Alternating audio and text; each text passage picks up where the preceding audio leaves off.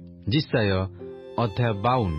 हे सियोन जाग जाग, आपणा बल परिधान कर। हे पवित्र नगरी जेरुसालेम, तुम्भे आपणा सुंदर वस्त्र सबु पिंध, कारण एही समय ठारू तुम्भ मध्यकु असुनत अबा असुचि लोक आउ आसिब नाही। तुम्भे आपणा देहर धूली झाड़ी दियो। हे जेरुसालेम उठ, आसनरे बस, आगो सियोनर बंदी कन्ये, आपणा गଳାର बंधन सबु फिटाई पकाओ।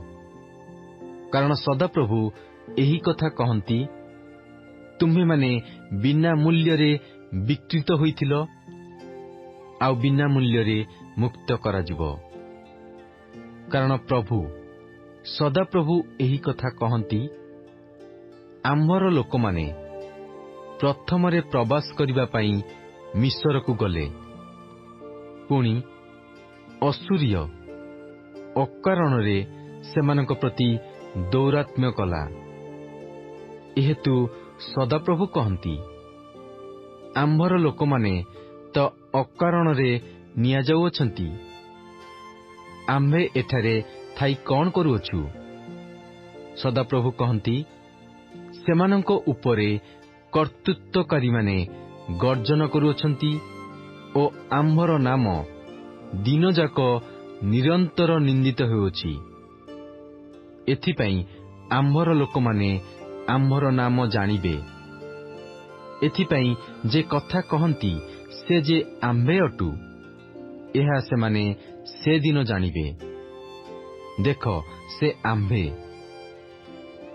जेउ जन सुसमाचार आणुअछि, जे शांति प्रचार करूअछि, जे मंगलर सुसमाचार आणुअछि, जे परित्राण प्रचार करूअछि, जे सियोनकु तुम्भ परमेश्वर राज्य करंती बोली कहुअछि, ताहार चरण पर्वतगणर उपरे किपरि शोभा पाए। हेई तुम्भ प्रहरीगणर रब, सेमाने उच्च रब करूअछंती, सेमाने एकत्र गान करूअछंती। कारण सदाप्रभु सियोनकु फेरी आसिबा बेले सेमाने सम्मुखा सम्मुखी होई देखिबे। हे जेरुसालेमर उच्चन स्थान सकल, उच्च आनंद ध्वनि कर, एकत्र गान कर। कारण सदाप्रभु आपणा लोकमानंकु सांत्वना करियछंती, से जेरुसालेमकु मुक्त करियछंती। सदाप्रभु सर्वदेशीय मानंक दृष्टि रे आपणा पवित्र बाहु अनावृत करियछंती ओ पृथ्वीर आद्यंत स्थित समस्ते आम्भमानंक परमेश्वरंकर परित्राण देखिबे। तुम्हे माने प्रस्थान कर, प्रस्थान कर, सेही स्थानरू बाहरी जाओ। कोनोसी असुचि वस्तु छुओ नाही। तुम्हे माने ताहार मध्यरू बाहरी जाओ। हे सदाप्रभुंकर पात्रवाहक गण, तुम्हे माने शुचि हुओ। कारण तुम्हे माने तरतर होई बाहरी जीव नाही, किबा तुम्हे माने पलायन करी बाहरी जीव नाही। कारण सदाप्रभु तुम्भमानंकर आगे आगे गमन करिबे ओ इस्राएल परमेश्वर तुम्भमानंकर पश्चातवर्ती हेबे।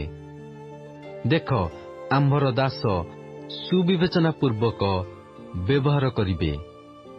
से उन्नत उच्च पदप्राप्त ओ महामहिम हेबे। मनुष्य अपेक्षा ताहांकर आकृति ओ मनुष्य संतानगण अपेक्षा ताहांकर रूप अधिक विकृत हेबारु, जेपरि अनेके ताहांक विषय चमत्कृत होइथिले, सेपरि से अनेक देशीय मानंकु छिंचिबे।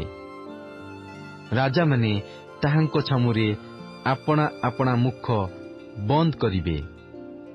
कारण जहा सेमानंकु कुहा जाई नथिला ताहा सेमाने देखिबे, ओ जहा सेमाने सुनी नथिले ତାହା ସେମାନେ ବୁଝିବେ।